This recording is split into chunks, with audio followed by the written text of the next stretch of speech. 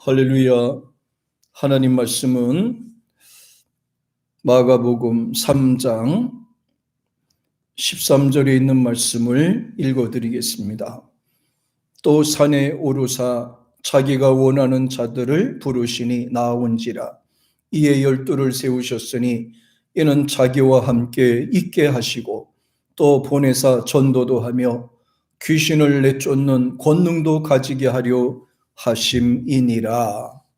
아멘. 오늘 이 시간에는 성취자가 되라, 이런 제목으로 말씀을 드리도록 하겠습니다. 야곱이 형 에서에게 쫓겨서 미디안 외삼촌 집에 가서 20년이 훨씬 넘어서야 고향에 돌아오게 되었습니다. 그런데 맨몸으로 돌아온 것이 아니라 부자가 돼서 돌아온 것입니다. 성공해서 돌아온 것이지요. 본문은 야곱이 돌아온 후에 하나님께 받을 약속을 기록한 내용이 나오고 있습니다. 야곱이 미디안으로 쫓겨갈 때 혀를 단신으로 갔었습니다. 죽을 것을 두려워서 쫓기도 도망간 것입니다. 그리하여 지치고 연약하고 두려움이 많은 나이라서 두렵고 떨리는 마음으로 출발하고 두려운 마음으로 돌베개를 베고 잠을 잤습니다. 그런 와중에 하나님을 만나서 단단히 약속을 받고 미디안으로 가게 된 것입니다. 그리고 20년 동안을 자기 주장 한번 펴지 못하고 살다가 결혼하면서부터 주장이 생기게 된 것입니다. 여기에서 지킬 것이 없는 상태에서는 주장이나 권리라는 것이 크게 작동이 되지 않다가 비로소 자기 것, 지킬 것이 있을 때 비로소 권리와 주장이 생기게 시작한 것을 볼 수가 있습니다. 야곱을 보면 이런 생각을 갖습니다. 그래, 참자. 그래, 한 번 더 견뎌보자. 조금 더 인내해보자. 이런 생각이 들어요. 세상을 살다 보면 참기 힘든 문제, 견디기 힘든 문제들, 인내하기 어려운 부분들이 많이 있습니다. 자기 성격에 이기지 못해서 극단적 생각을 하는 사람도 많이 있습니다. 화가 난다고 해서 폭력적이고 잔인하게 변하는 일들이 많이 있습니다. 그러나 요셉이를 보면서 또 야곱이를 보면서 그래, 조금 더 참아보자. 그래, 조금만 더 견뎌보자. 그래, 조금 더 인내해보자. 이런 생각이 나오게 됩니다. 요셉이는 형이 노예로 팔리는 상태로 시키는 대로, 가두는 대로, 죽는 대로 그 운명을 맡겼습니다. 어린 나이에 형들의 배신으로 인해서 노예로 팔려가는 그 모습을 한번 생각해 보세요. 여기서 더 큰 어려움이, 더 큰 한이 어디 있겠습니까? 그래도 이런 생각을 가졌을 겁니다. 살아도 죽어도. 그래요. 따라해 볼까요? 살아도 죽어도. 살아도 죽어도 자기 운명은 하나님께 맡겼더니 자기 운명을 하나님께 맡겼습니다. 그렇게 하니까 서운한 것도 원망할 일도 없는 것입니다. 사랑하는 여러분, 세상 살기 힘들거나 답답한 문제가 있을 때 우리는 하나님께 내 인생을 맡기는 것입니다. 살든지 죽든지 잘 되든지 안 되든지 어렵든지 아니면 모든 일이 잘 풀린다 하더라도 하나님께 맡기는 것입니다. 하나님께 맡기면 힘들어할 필요가 없어요.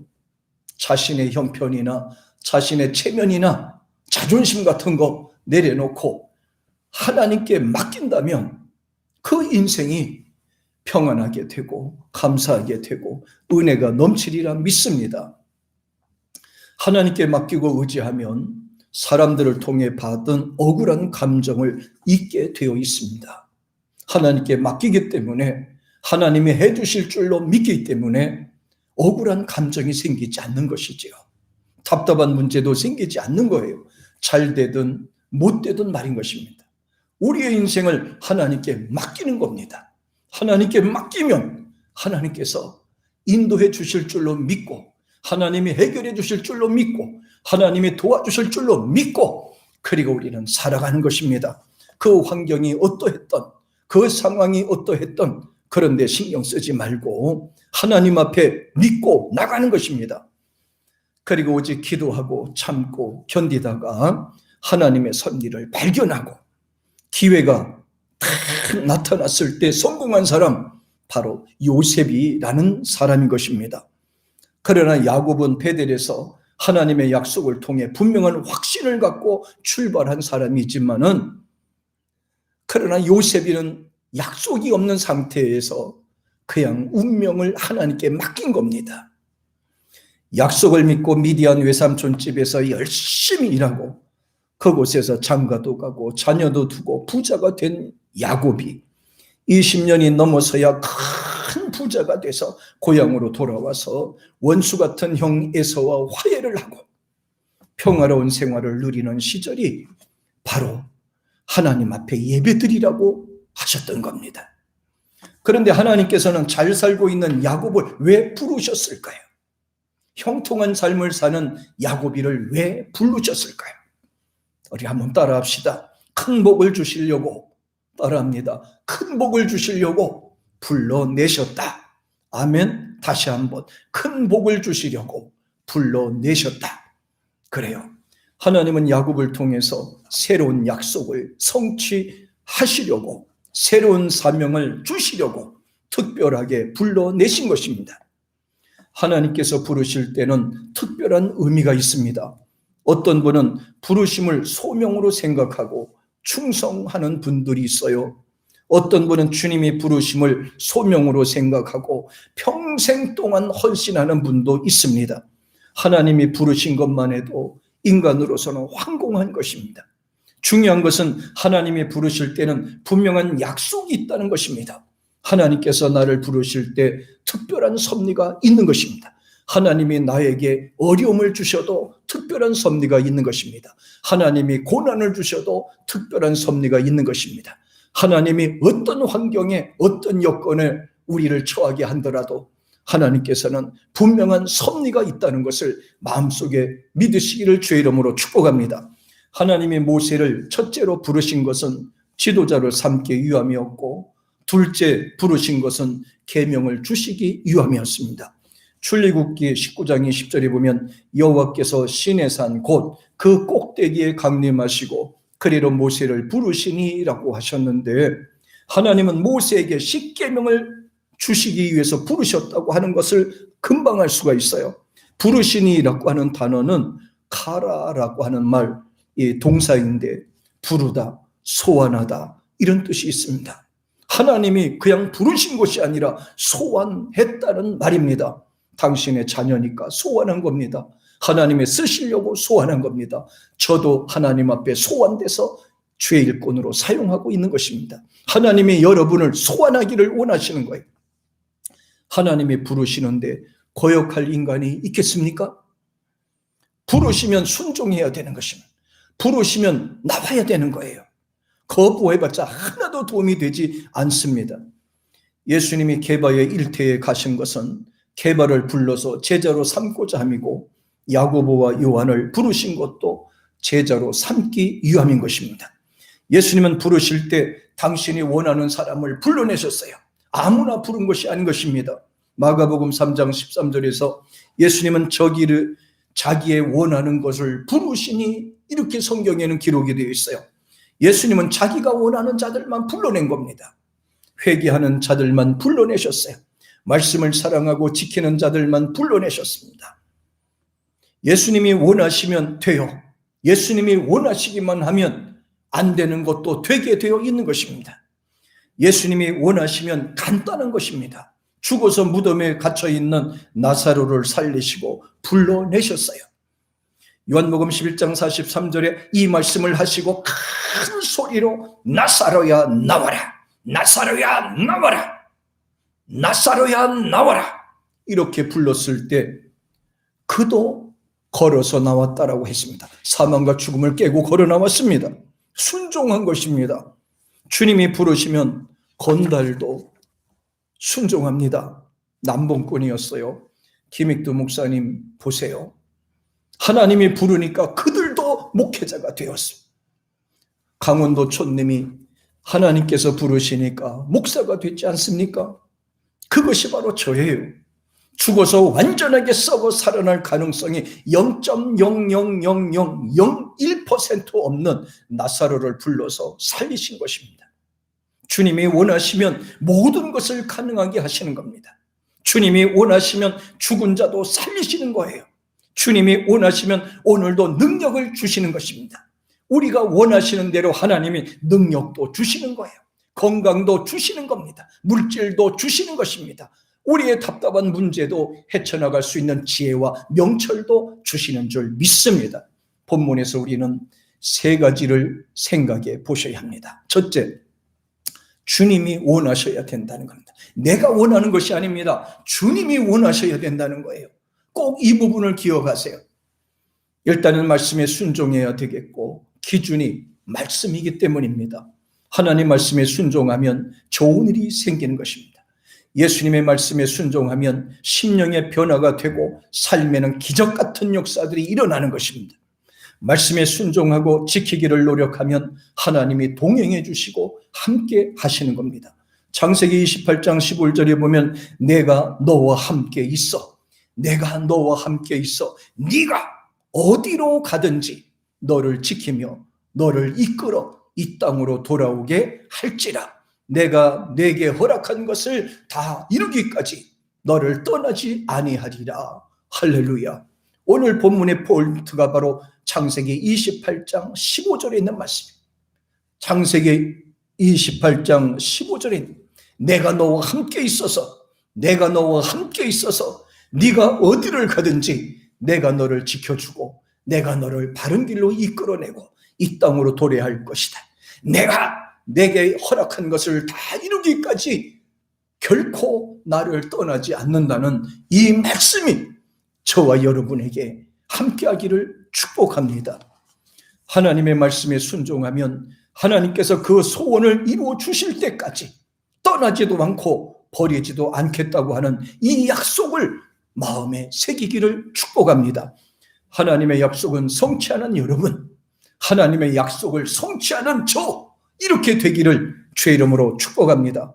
하나님께서 아브라함을 부르실 때 열국의 아비가 되게 하시려고 하신 것이고, 하나님께서 모세를 부르신 것은 이스라엘 민족의 지도자로 삼고자 하신 것이고, 하나님께서 바울을 부르신 것은 이방인에게 전도하기 위해서 부르신 것이고, 하나님께서 저와 여러분을 부르신 것은 교회를 통해서 생명을 살리기 위해서 하나님이 부르신 것입니다. 이 부분에 있어서 네 가지로 정리를 해보니까, 하나, 구속의 은총을 주시기 위함이다.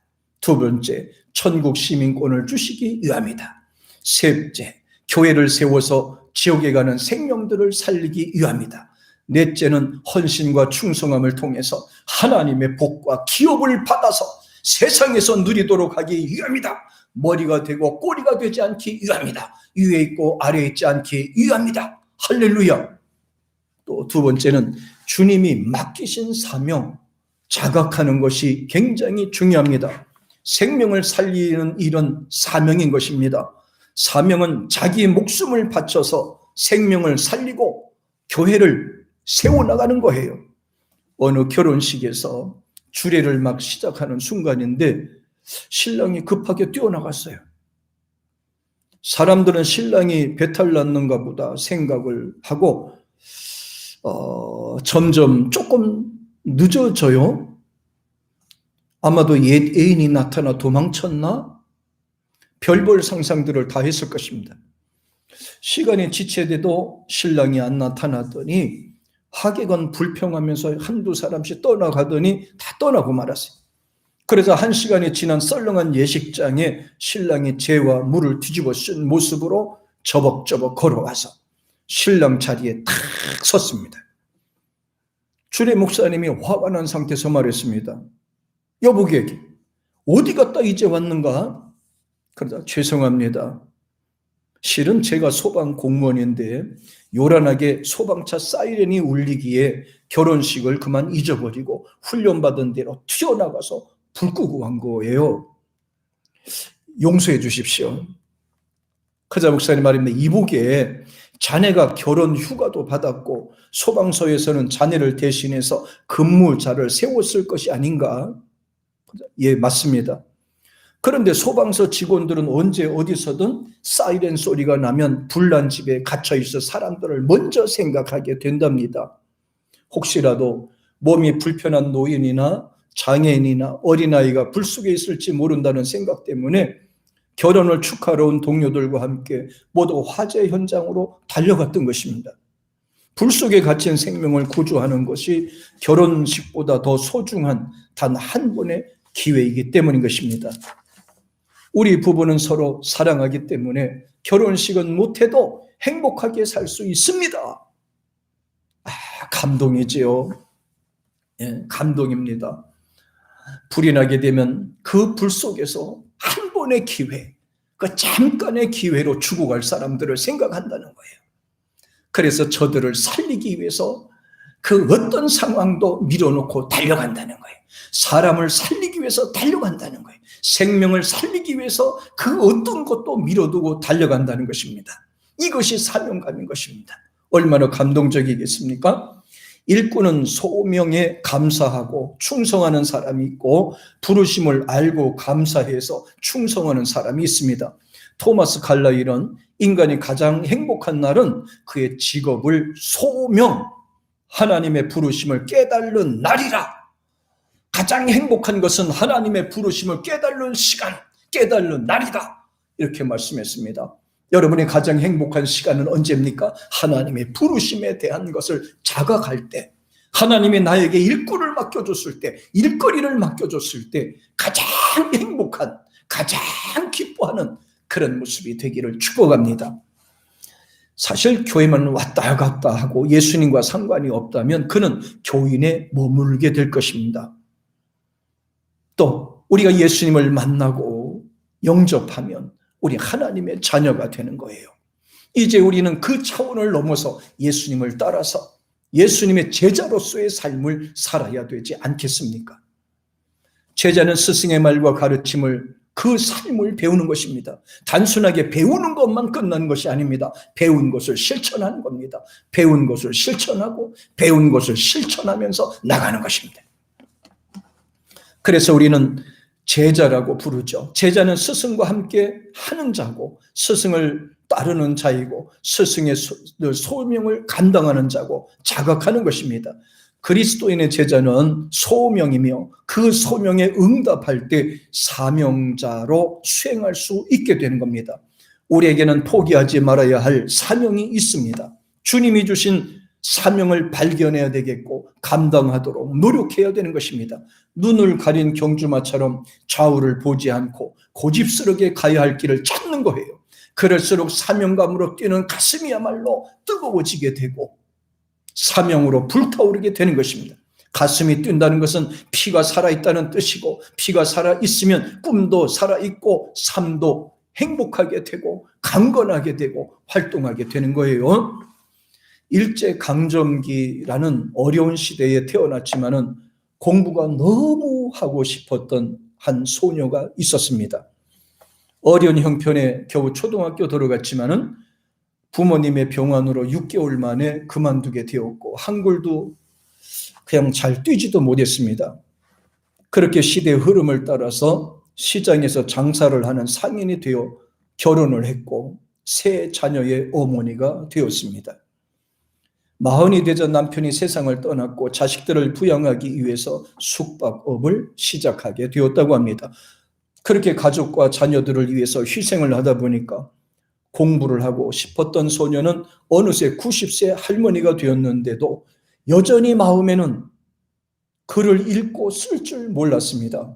더 이상 미루겠다는 정말 글을 모르고 죽겠다 싶은 할머니가 90세의 나이에 안양시민대학의 문을 두드렸습니다. 그리고 어른을 대상으로 하는 한글 교육을 받기 시작을 하였습니다.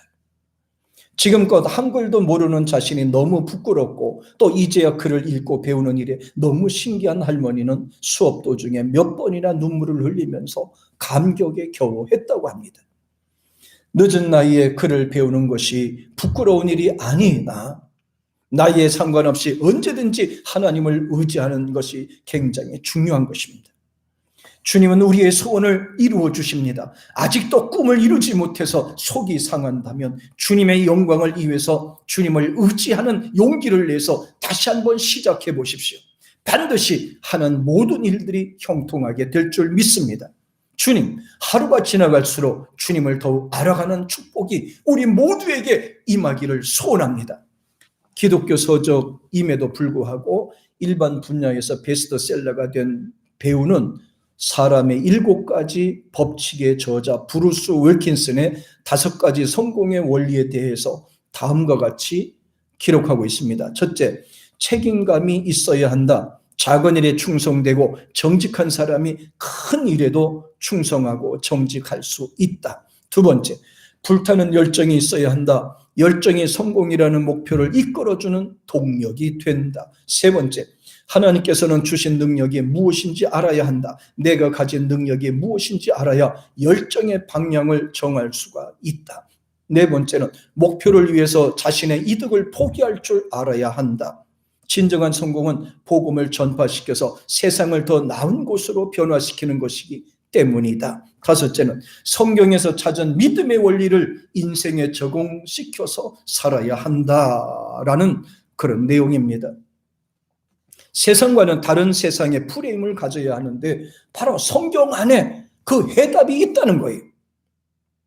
그리스도인이 바라는 성공은 세상 사람들이 바라는 성공과는 전적으로 달라야 된다는 것이지요. 내 뜻이 아니라 하나님의 뜻이 세상에 이루는 것이 진정한 성공임을 깨닫고 저와 여러분에게도 언제나 기도하고 지치지 않는 믿음, 열정이 함께하기를 주의 이름으로 축복합니다. 본문에서는 우리에게 3가지의 중요한 사실을 알려주고 있습니다. 첫째, 심령의 은혜가 간건해야 됩니다. 빌립보서 4장 28절에 보면 예수의 은혜가 심령에 임할지어다 이렇게 말씀하셨습니다.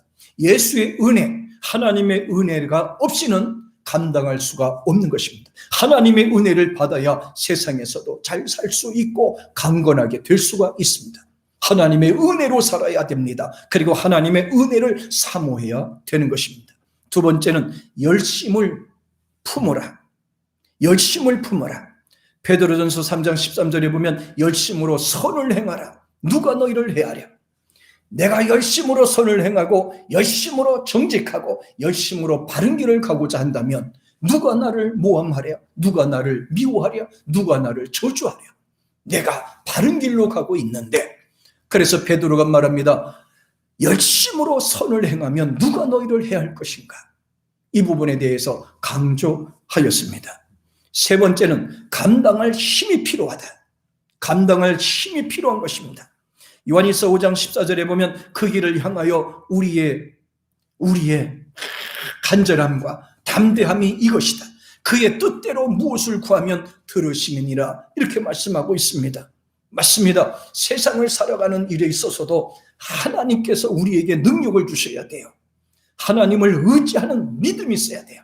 이것을 가리켜서 코람데오 신앙이다. 하나님 앞에서, 하나님 면전에서 하나님이 보고 계신다는 생각하에서 세상을 살아가야 됩니다. 그래야 당당하게 되고 지치지 않는 믿음을 갖게 되고 언제나 하나님을 의식하면서 세상을 살게 되는 것입니다.